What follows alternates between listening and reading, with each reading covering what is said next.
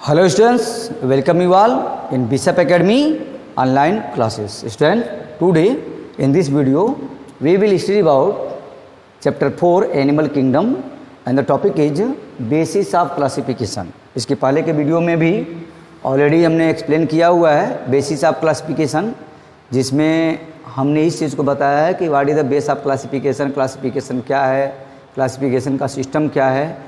लेकिन अभी इसमें और आगे इंटरमीडिएट के सिलेबस के अकॉर्डिंग कि क्लासिफिकेशन का बेस क्या क्या रखा गया, किस बेस पर ऑर्गेनिज को क्लासिफाइड किया गया।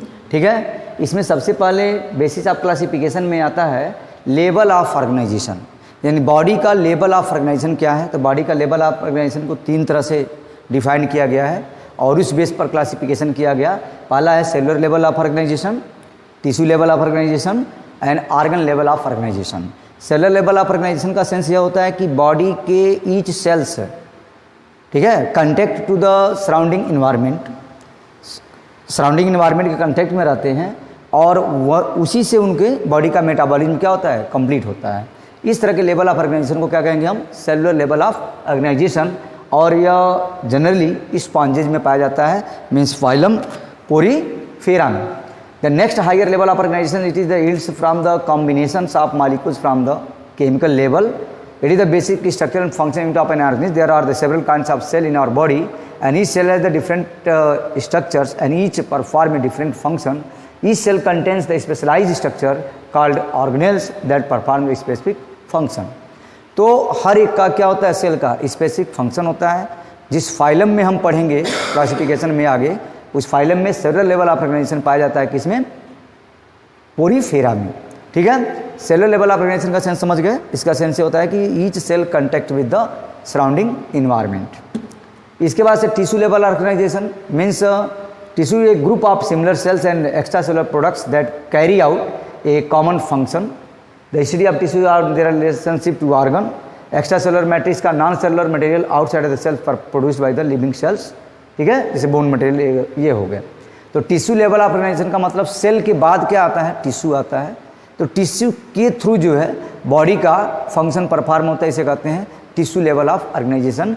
और हमारे क्लासिफिकेशन सिस्टम में इस चैप्टर में किंगडम में फाइलम किंगडम सिलेंट्रेटा और एक और किंगडम है टिनोफोरा, इन दो में टिश्यू लेवल ऑफ ऑर्गेनाइजेशन पाया जाता है। ठीक है, यहाँ पर एक हाइड्रा का डायग्राम दिया हुआ है। Hydra belong to the phylum, किस फाइलम से, फाइलम सिलेंट्रेटा से बिलोंग करता है और इसमें टिश्यू लेवल ऑफ ऑर्गेनाइजेशन पाया जाता है। उसके बाद से organ level of organisation. Organ level of organisation start होता है जो हमारे किंगडम सिस्टम में है फाइलम प्लेटीहेल्मिन्थीस से, प्लेटीहेल्मिन्थीस और एस्केल्मिन्थीस से।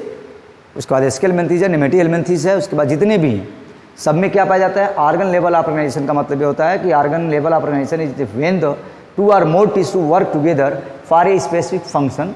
जैसे कि ब्लैडर्स है, the bladder consist of an inner lining of epithelium tissue boundary by the various connective tissue to smooth muscles. ठीक है, अब यहाँ पर ये देख सकते हैं कि सेल है, सेल से टिश्यू है, टिश्यू से ऑर्गन है, ऑर्गन से ऑर्गन सिस्टम है, तब फिर ऑर्गेनिज्म है। यानी ऑर्गन लेवल ऑफ ऑर्गेनाइजेशन का मतलब हुआ कि बॉडी में डिफरेंट टाइप्स के ऑर्गन्स होते हैं और उससे उसकी बॉडी का मेटाबॉलिज्म क्या होता है, कंप्लीट होता है। इस तरह के लेवल ऑफ ऑर्गेनाइजेशन को हम कहते हैं ऑर्गन लेवल ऑफ ऑर्गेनाइजेशन। तो इस तरह से students level of on the basis of level of organisation organisms are classified into three category. Cellular level of organisation, इसमें पोरीफेरियंस आते हैं। टिश्यू लेवल ऑफ ऑर्गेनाइजेशन, जिसमें सिलेंट्रेट्स और क्या टिनोफोरा आते हैं, कॉम्बजेली भी कहते हैं उसे। और उसके बाद से जो ऑर्गन लेवल ऑफ ऑर्गेनाइजेशन है प्लेटीहेल्मिन्थीस से लेकर के कार्डेट सेल से वर्टिब्रेट सब tissue organ level of organisation, जिसमें ऑर्गन प्रेजेंस होते हैं किसी भी पार्टिकुलर फंक्शन के लिए। अब आते हैं इसमें circulatory system. On the basis of circulatory system organisms are also classified. ठीक है, सर्कुलेटरी सिस्टम में जैसे open type of circulatory system और क्लोज टाइप का circulatory system, it is already given in your NCERT book. Open का मतलब होता है circulatory fluid is pumped by the heart through the vessels into a body cavity, जिसमें heart रहता है लेकिन बॉडी कैविटी में सेंड करता है, मीन्स ब्लड वेसल्स में ब्लड को सेंड नहीं करता। जैसे आर्थोपॉड्स वगैरह में जो पाए जाते हैं वो होता है, या फिशेस में है, वो क्या है, open type of circulatory system. Means यहाँ दिया भी है आर्थ्रोपॉड, मोलस्क, फिशेस, इसमें क्या है, open type of circulatory system पाया जाता है। Means blood does not flow in the vessels. और close type of circulatory system है, circulatory fluid is restricted to the vessels in a close loop. ठीक है, क्लोज लूप में पाया जाता है। ठीक है, तो उसको कहते हैं close circulatory system, like human या अदर्स, जिसमें ब्लड वेसल्स में ब्लड का हार्ट जो है ब्लड को फ्लो करता है। उसके बाद से है क्लासिफिकेशन में symmetry. On the basis of symmetry organs are also classified into different groups. जैसे बॉडी सिमेट्री 3 तरह का, ए सिमेट्री, रेडियल सिमेट्री और बाइलेटरल सिमेट्री। ए सिमेट्री का मतलब होता है कि किसी तरह का बॉडी का कोई पार्टिकुलर सिमेट्री नहीं होता। ठीक है, arrangement of body parts around a central axis, इसको कहते हैं हम क्या, symmetry. Arrangement of body parts around a central axis. अब इसमें किसी भी सेंट्रल एक्सिस से इसकी बॉडी को डिवाइड अगर हम करते हैं, ठीक है, या स्पॉन्जेज को, तो वह स्पॉन्ज का फिगर है यह, तो इसकी बॉडी को कहीं से हम डिवाइड नहीं कर सकते, तो इसे कहते हैं क्या हम, एसिमेट्री। रेडियल सिमेट्री का मतलब होता है कि means the animals is organised similar to the wheels, any longitudinal cut will give up a equal half. कहीं भी लॉन्गिट्यूडनल कट से करेंगे तो इक्वल हाफ से वह क्या हो जाएगा, डिवाइड हो जाएगा। इस तरह के सिमेट्री को कहते हैं हम रेडियल सिमेट्री। और यह पाया जाता है हाइड्रा में भी, और हाइड्रा के साथ साथ स्टारफिश का भी एग्जाम्पल यहाँ पर दिया हुआ है, स्टारफिश में भी पाया जाता है, और भी आर्मी में पाए जाते हैं। यहाँ पर सेंट्रल एक्सिस से डिवाइड किए हैं तो इस पार्ट में इक्वल हाफ में डिवाइड हुआ है। तो इस तरह की सिमेट्री को कहते हैं रेडियल सिमेट्री। और बाइलेटरल सिमेट्री का मतलब होता है कि बॉडी जो है इक्वली 2 पार्ट्स में डिवाइड होती है।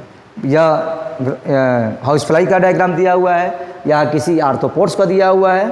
ठीक है, मीन्स द एनिमल्स है definite right and left half, जिसमें राइट और इसमें इक्वल हाफ में डिवाइड हो जाता है, लेकिन राइट लेफ्ट की बात नहीं है रेडियल में। लेकिन इसमें क्या है, राइट और लेफ्ट में बॉडी, ह्यूमन में भी जो सिमेट्री पाई जाती है, या अदर जो कार्डेट्स होते हैं, वर्टिब्रेट्स होते हैं, उसमें जो सिमेट्री पाई जाती है, it is called bilateral symmetry. Okay students, अब आते हैं on the basis of germ layers. Germ layers के बेस पर भी आर्गन्स को क्लासिफाइड किया गया है। ठीक है, ये germ layer is a group of cells in an embryonic development जो होता है, तो एम्ब्रियोनिक डेवलपमेंट जब करता है तो कई तरह के जर्म लेयर्स बनते हैं, तब एम्ब्रियो का डेवलपमेंट होता है। तो इसमें दिया कि germ layer is a group of cells in an embryo that interact with each other as the embryo develops and contribute to the formation of all organs and tissues. All animals except sponges form 2 or 3 germ layers, and the germ layers develops early in the embryonic life through the process of gastrulation. इसको कहते हैं क्या, gastrulation. तो on the basis of germ layers, organs are also classified into diploblastic and triploblastic. Diploblastic का मतलब जैसे cnidarians में होता है, अभी बताया कि किसको छोड़ करके, एक्सेप्ट स्पॉन्जेज। तो निडेरियंस सिलेंट्रेट्स को में जो पाया जाता है डिप्लोब्लास्टिक, और ट्रिप्लोब्लास्टिक एसिलोमेट ऑर्गेनिज्म में पाए जाते हैं, जैसे प्लेटिहेल्मिन्थीज में। तो डिप्लोब्लास्टिक की मतलब होता है कि बॉडी का जो डिवीजन है, जर्म लेयर्स है, बॉडी का नहीं, जर्म लेयर्स जब बन रहे हैं उसमें सिर्फ 2 जर्म लेयर बनते हैं, तो उसे कहते हैं डिप्लोब्लास्टिक। डाई जो वर्ड आता है डिप्लोब्लास्टिक। और ट्रिप्लोब्लास्टिक का मतलब होता है कि बॉडी में 3 जर्म लेयर पाए जाते हैं, एक्टोडर्म, इंडोडर्म और मीजोडर्म। इसमें देखो सिर्फ 2 ही है, या गटवाल है, इंडोडर्म है और एक्टोडर्म है, एक्टोडर्म है और मीजोडर्म है। तो 2 जर्म लेयर्स है, तो क्या हो गया, डिप्लोब्लास्टिक। और इसमें ट्रिप्लोब्लास्ट में 3 germ layer, endoderm, mesoderm, ectoderm. या बाहर से चलेंगे तो एक्टोडर्म, मीजोडर्म और इंडोडर्म, इस तरह से यह 3 जर्म लेयर्स पाए जाते हैं। ठीक है, इंडोडर्म, मीजोडर्म और एक्टोडर्म। तो ये जो है germ layer, on the basis of germ layers organisms are classified, ठीक है, into different category, diploblastic, triploblastic and 2 ही तरह का है, डिप्लोब्लास्टिक एंड ट्रिप्लोब्लास्टिक। एग्जाम्पल याद कर लेंगे, डिप्लोब्लास्टिक में निडेरियंस आते हैं, निडेरियंस का मतलब सिलेंट्रेट्स हो गए, और ट्रिप्लोब्लास्टिक में आते हैं प्लेटिहेल्मिन्थीज, और एक और दिया ट्रिप्लोब्लास्टिक सिलोमेट और एसिलोमेट। अभी सिलोमेट एसिलोमेट भी बताएंगे, बॉडी कैविटी को कहते हैं। तो उस बेस पर इकाइनोडर्म्स भी होते हैं, मोलस्क और कार्डेट्स। इसमें क्या है, ये ट्रिप्लोब्लास्टिक सिलोमेट होते हैं, और ये सिलोमेट में एक ही है, वह क्या है, Platyhelminthes. On the basis of जो सिलोम की बात की है, on the basis of coelom organisms are also classified into different category, coelomates, acoelomate, pseudocoelomate और सिलोमेट्स। ठीक है, तो सिलोम क्या है, it is the main body cavity in the most animals and is the position inside the body to surround and contain the digestive tract and other organs. In some animals, it is lined with the mesothelium. In other animals, such as the mollusk, and it remains undifferentiated.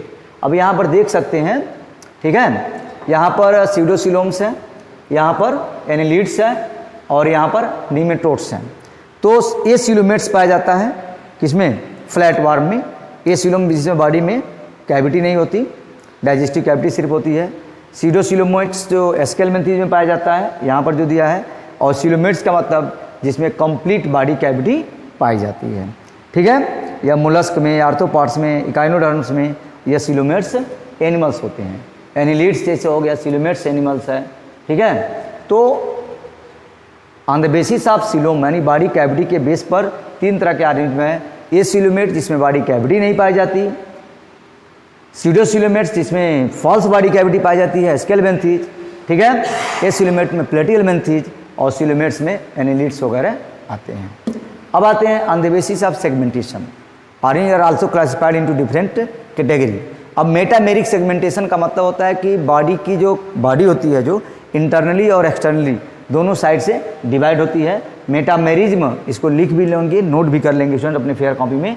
Metamerism क्या है? It refers to the linear series of a body segment such as in the earthworm, tapeworm, leeches and insect, इसको कहते हैं metameric.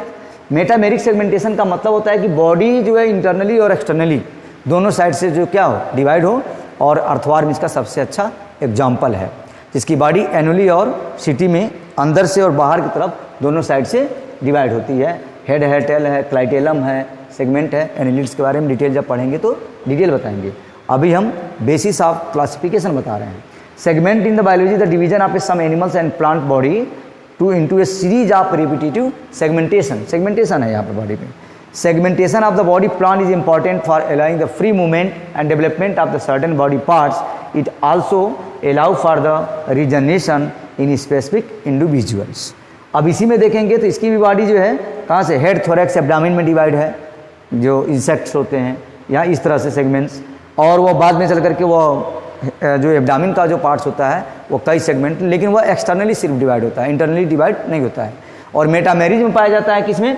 Metamerism मतलब internally और externally दोनों side से divide हो। मेटामेरिक सेगमेंटेशन का मतलब ही होता है डिवीजन। तो उसके बाद से आता है नोटोकार्ड, ये लास्ट है। On the basis of notochord organism are also classified into different category. On the basis of notochord, जैसे इसमें जब पढ़ेंगे कॉर्डेटा, इसमें सिफेलोकॉर्डेटा, यूरोकॉर्डेटा एंड वर्टिब्रेटा। तो Cephalochordata, Urochordata and but Cephalochordata had 2 tails all throughout the life होता है। Urochordate में larval stage में सिर्फ पाया जाता है नोटोकार्ड, और वही वर्टिब्रेटा में होता है, वो पूरे थ्रू आउट द लाइफ होता है। और vertebrates it modified into vertebral column, brain and spinal cord में कन्वर्ट हो जाता है। तो नोटोकार्ड एक स्पेसिफिक फीचर है कार्डेट का, a cartilaginous skeleton rod supporting the body in all embryonic and some adults chordates animal. Chordate का ये फीचर है कार्डेटा का, ठीक है। फाइलम कार्डेटा को 3 सब फाइलम में डिवाइड किया गया, क्या किसमें? Cephalochordata, Urochordata and Vertebrata. तो वर्टिब्रेटा में वही नोटोकार्ड रिप्लेस हो जाता है वर्टिब्रल कॉलम यानी बैकबोन में और ब्रेन में या क्रेनियम में। Notochord embryonic middle structure, mid line structure common to all members of the phylum Chordata, providing both mechanical and signalling clue to the developing embryo. In vertebrates, the notochord arises from the dorsal organizer and it is the critical for proper vertebrates development. यहाँ पर देख सकते हैं notochord, ये nerve cord, intestine, fin rays, caudal fins, anus, gonads, ये है। किसी एक ऑर्गेनिज्म का दिया हुआ, पार्टिकुलर का नहीं, कि जिसमें मतलब पार्टिकुलर नोटोकार्ड को रिप्रेजेंट करने के लिए it is a rod like structure दिया है यहाँ पर, rod supporting the body in all embryonic and adult chordates animals में। यही रॉड लाइक स्ट्रक्चर जो है बाद में चल करके रिप्लेस हो जाता है vertebral column, bone and cartilage में। Okay students, thanks. If you have any doubts you can contact me on Google classroom. Okay.